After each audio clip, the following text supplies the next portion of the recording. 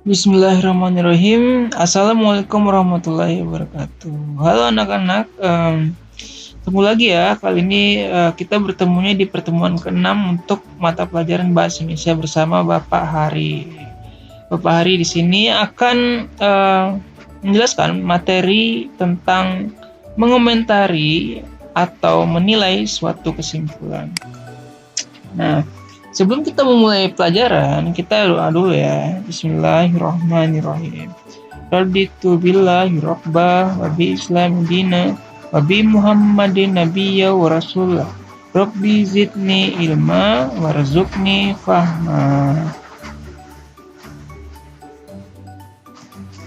Nah, kali ini berbeda dengan minggu-minggu sebelumnya. Jika minggu sebelumnya kita mencari ide pokok, kesimpulan dari beberapa paragraf, lalu melebar nih ke teks.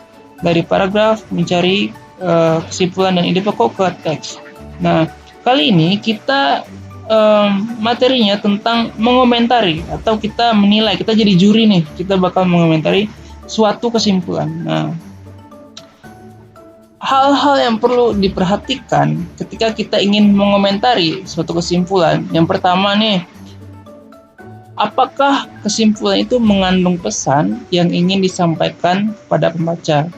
Lalu yang kedua, apakah menggunakan kosakata yang baku? Nah, kosakata yang baku di sini maksudnya adalah menggunakan kata-kata yang sesuai dengan bahasa Indonesia yang baik dan benar.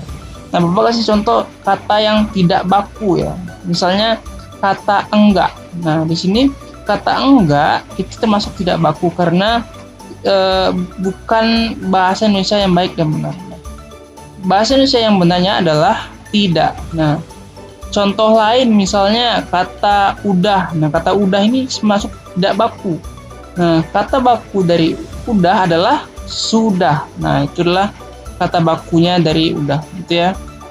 Jadi intinya kata baku adalah kata yang berasal dari bahasa Indonesia yang baik. Sementara yang tidak baku itu lebih kata sehari-hari yang sudah terpengaruhi oleh kebiasaan, gitu ya. Nah, yang ketiga, kalimat yang dirangkai dengan bahasa sendiri. Nah, apakah kesimpulan yang akan kita nilai ini nanti mengandung kalimat yang dirangkai sendiri ataukah dia nyontek doang dari teksnya, gitu ya. Next, kita lanjut. Di sini ada teks makanan olahan dari singkong. Kita baca dulu ya bareng-bareng ya. Singkong merupakan salah satu makanan pokok di Indonesia. Singkong banyak digemari masyarakat karena beberapa faktor, diantaranya harganya yang terjangkau dan mudah ditemukan. Hampir di setiap wilayah Indonesia ditemukan tanaman singkong. Selain dijadikan sebagai bahan makanan pokok, di beberapa daerah di Indonesia singkong diolah menjadi kue dan makanan tradisional daerah tersebut. Misalnya di daerah Jawa Timur dan Jawa Tengah terdapat kue tradisional yang berbahan dari singkong. Kue tersebut dikenal dengan nama getuk. Nah, di sini kesimpulannya adalah singkong itu makanan pokok dan bisa dibikin macam-macam. Salah satunya getuk, makanan tradisional Jawa Timur dan Jawa Tengah. Nah, itu kesimpulan yang ada dari teks barusan ya. Nah, tugasnya adalah kita bakal menilai kesimpulan ini. Nah, cara mengomentari dan menilainya adalah yang pertama, apakah kesimpulan barusan itu mengandung pesan yang ingin disampaikan kepada pembaca. Jika iya, kalian cek, beri tanda checklist di kolom ya, dan jika tidak, beri tanda checklist di kolom tidak, dan sertakan juga alasannya. Nah, yang kedua, apakah kesimpulan barusan itu sudah menggunakan kosakata yang baku? Nah, kalian checklist kalau ya, dan jika tidak, kalian checklist. Nah, gitu ya. Pilih salah satu ya atau tidak, dan juga alasannya jangan lupa.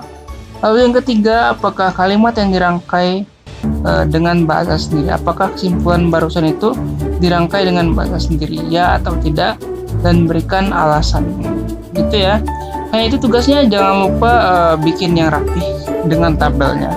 Ya, Itu saja dari Bapak.